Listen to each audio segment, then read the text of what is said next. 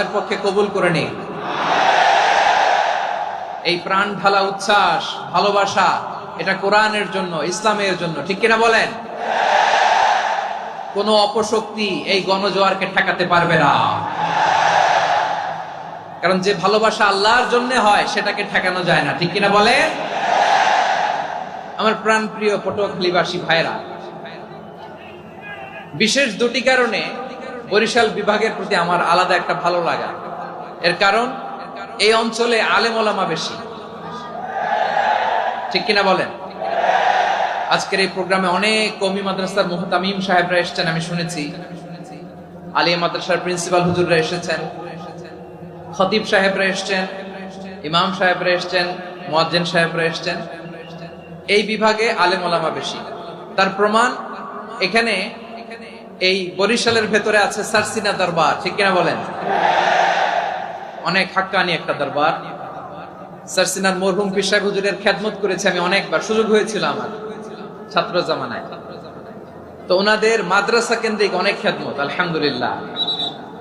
তারপর এই বিভাগে রয়েছে চরমোনাই দরবার, ঠিক কিনা বলেন? ওনাদেরও বিশাল মাদ্রাসা, ধর্মীয় অঙ্গনে, মাদ্রাসা অঙ্গনে, রাজনৈতিক অঙ্গনে ওনাদের অনেক খেদমত। তারপরে এখানে আছে ঝালকাঠি এনএস কামিল মাদ্রাসা।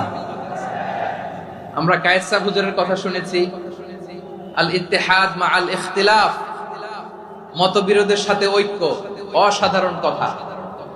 তো এই সমস্ত বড় বড় আল্লাহওয়ালাদের আগমন এই ভূখণ্ডে হওয়ার কারণে এখানে ধর্মীয় বিশৃঙ্খলা, মারামারি কম, আছে ঐক্য, ঠিক কিনা বলেন?